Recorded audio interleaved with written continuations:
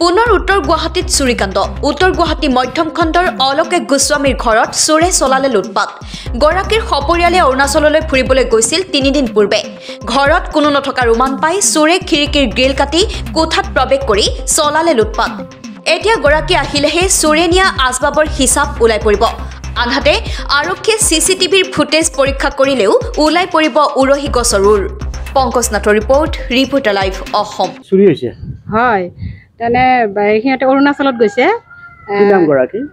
অলোকেশ গোস্বামী তাৰপিছত ওচৰৰ মানুহ কৈ গ'ল আৰু বা অকণমান ঘৰটো চাব আমি 28 তাৰিখ মানে আহিম তাৰপিছত আজি ৰাতিপুৱা এনেকৈ দেখা পালোঁ তালাটোতো ভাঙা গ্ৰিলৰ তাৰপিছত সেনেকৈ আৰু আমি হেৰি কৰিলোঁ আৰু সিহঁতকো জনালোঁ ছাৰহঁতকো জনালোঁ জনোৱাৰ পিছত সিহঁতে এতিয়া আহিব এতিয়া কালি মানে আহি পায় নেকি এতিয়া কি বা চুৰ কৰিছে আহিলেহে গম পাম আৰু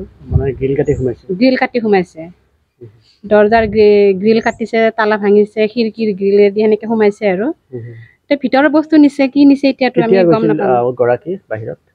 24 তাৰিখে গৈছে কি আছিল তাত কৰবা কিবা বিয়া আছিল কিবা থাকা বুলি কৈছে আলহী আছে বোলে সেনেকৈ গৈছে আৰু সেইখিনিয়ে গম পাওঁ কিন্তু এনে 28 তাৰিখে আহিম বুলি কৈছে এতিয়া কিবা আহিলেহে গম পাম আৰু কি চুৰ কৰিছে